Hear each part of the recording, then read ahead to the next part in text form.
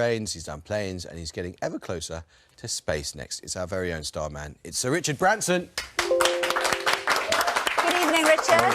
Richard, it's wonderful to see you. Thank you so much for doing this, and thank you for coming on in what we know has been a very, very difficult week for you. A lot of people will have seen your very, very moving Instagram tribute to your mum, Eve, who you lost last weekend, and you asked us, well, you very kindly sent us some lovely pictures and asked us to show them tonight, which we're delighted to do. Just tell us a bit, if you would, about your mum, Eve, and condolences, obviously, from all of us. Well, first of all, pretty well every family in Britain has been touched by COVID and lost somebody, and so our family is no different to everybody else's families. She was an extraordinary woman, like most mums are. I sort of owed Virgin to her, which she didn't have any money, but one day she found a necklace in Guildford High Street, handed it into the police, and 3 months later they said that nobody had claimed it, so she could have it back, and she sold it for £100. And I was 16 at the time. She gave me the £100, and that was what got Virgin going. So that was something which I was obviously always very, very grateful to her for. But she was an extraordinary lady. I mean, in the Second World War, she dressed up as a man in order to become a glider pilot. She got away with it for a few months, despite being rather an attractive a glider pilot, and she continued her life doing wonderful things like that, and we all had to run to keep up with her. Oh, and what does she make then of your success? I mean, as you said, it all started with a necklace, which is a wonderful story. But, you know, it grew. I mean, now it's a huge, huge empire. What did she make of that then, Richard? I think she was proud. I mean, like the mothership of Virgin Galactic that's going to be taking people to space, and myself in 2 or 3 months' time, is called Eve after her. And you know, obviously, I was lucky to be a son who can sort of take his mum to such an event and unveil it and let her see that that the mothership is named Eve, you know, after her. And so she was proud, but I was, you know, we were all even more proud of her. I mean, she set up wonderful foundation in the Atlas Mountains in Morocco, and you know, taught people languages, French, English. She was still trying to perfect her French. She had French lessons only last year. Wow. And she was, you know, teaching people to learn to learn crafts and so on. So yeah, lucky. She was extraordinary.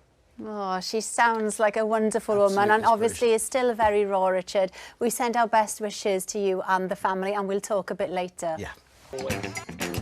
Last September, for the first time ever, electric and hybrid cars outsold diesels in Europe.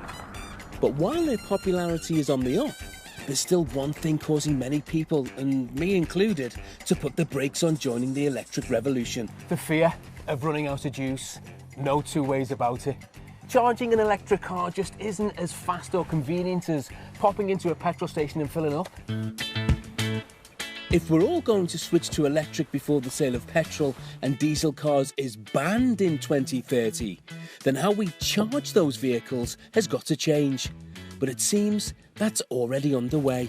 So, I've hired this electric car and I'm on my way to somewhere that's been dubbed the forecourt of the future. Before I get too far away from home, I want to get some tips, you know, to keep my recharging fears away.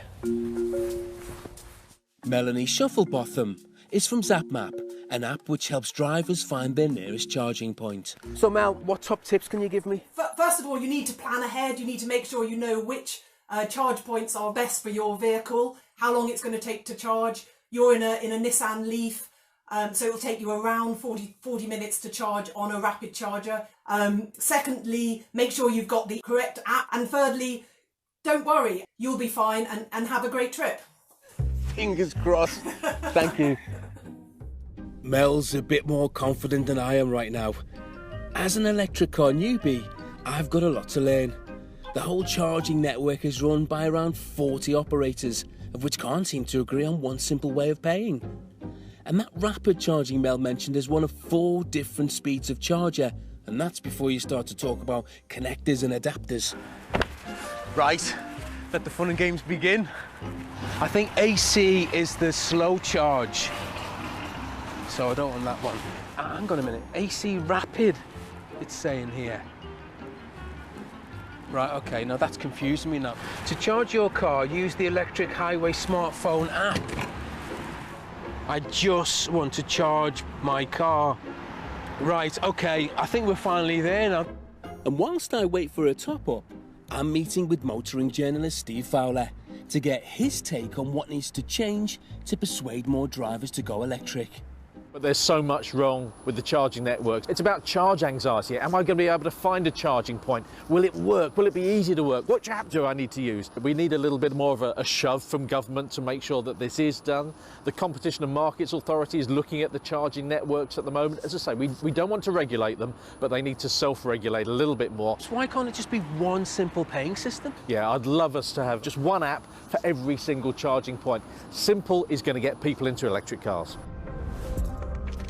Over in Braintree, simple is definitely what you get. At a solar-powered site, that feels like a real game changer.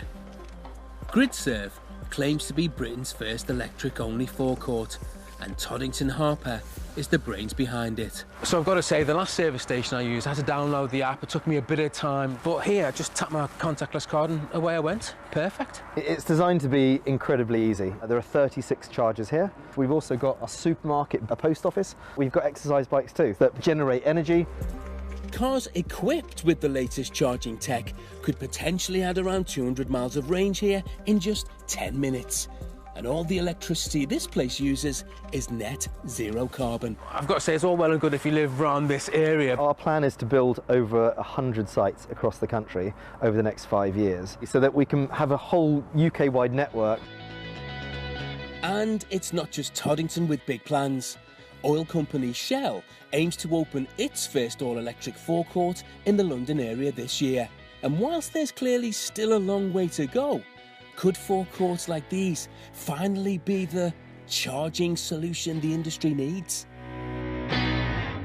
Well, a fascinating film from Kevin. That Richard Branson is with us. Richard, people won't be surprised to know you've taken a very close interest in electric vehicles. You started your own racing team. You've given huge amounts of money to the fight against climate change. But I feel like we've been talking about electric cars for a long time. I was reading newspaper articles about it 10 years ago saying we'd all be driving electric vehicles by now.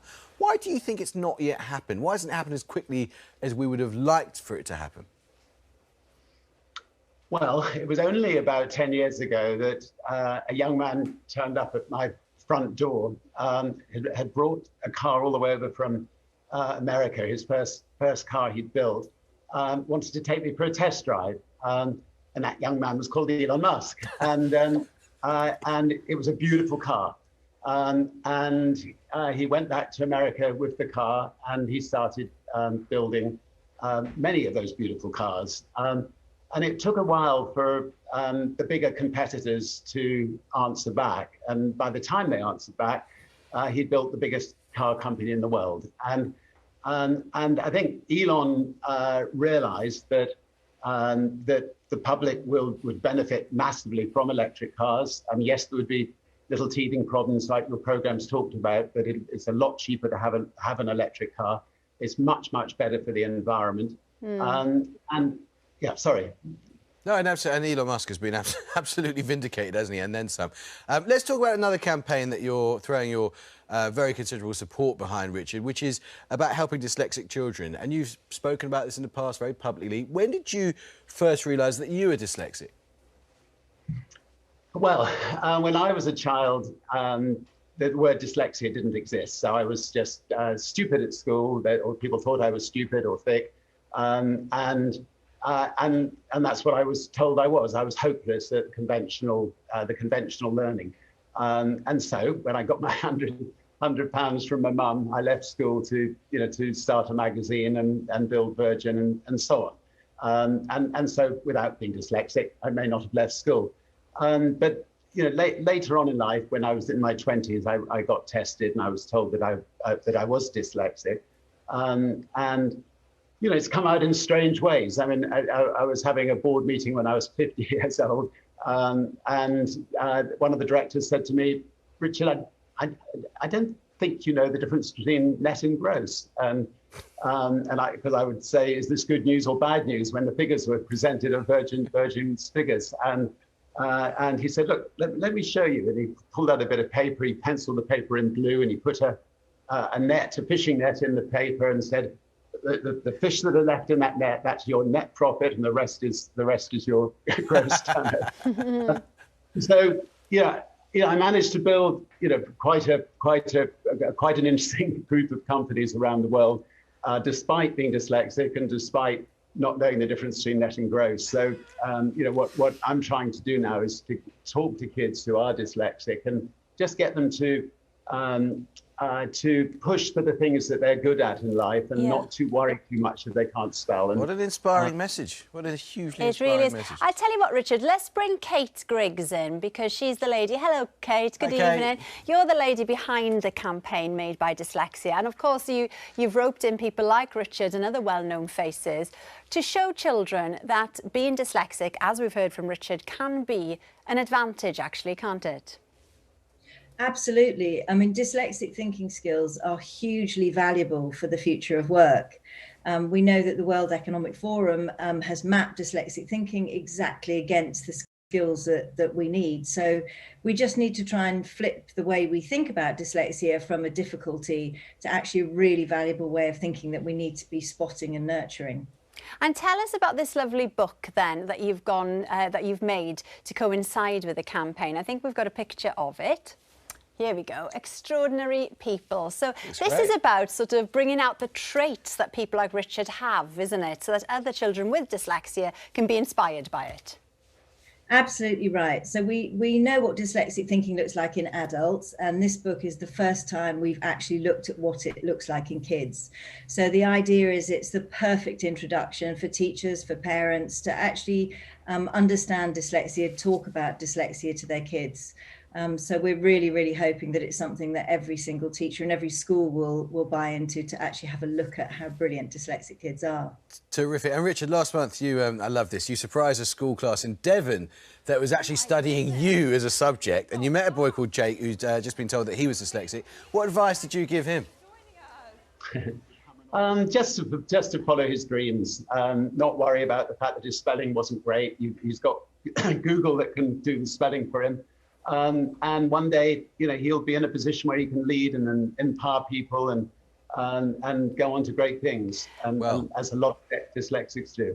Well, you made quite an impression on Jake because he sent us this message to show to you. Hi Richard, I loved our chat that we had. Thank you for speaking to me. I see schoolwork slightly differently to how I did before and the future. And you've really inspired me. Thank you. Oh, fantastic. He's great, isn't he? Absolutely fantastic. Good on you, Jake. Thank you so much to both of you, to Richard and to Kate. And Extraordinary People is available to download now, and physical copies are out next month. It is a lovely book. Yeah, and I should just say, I think we've lost Richard, but we've been absolutely inundated with your messages of condolence to him. Richard's there. Richard, I just want you to know that the One Show viewers have absolutely flooded us with messages of condolence to you and your family about the loss of your mother. In fact, Vanessa and Susie have said they'd like to pass their condolences. Richard's wonderful mother, Eve's work with the talking books for the blind was inspirational, they say. A wonderful lady, remembered always with love. So thank you so much. And to everybody else in family who are listening. Yeah, brilliant. Yeah.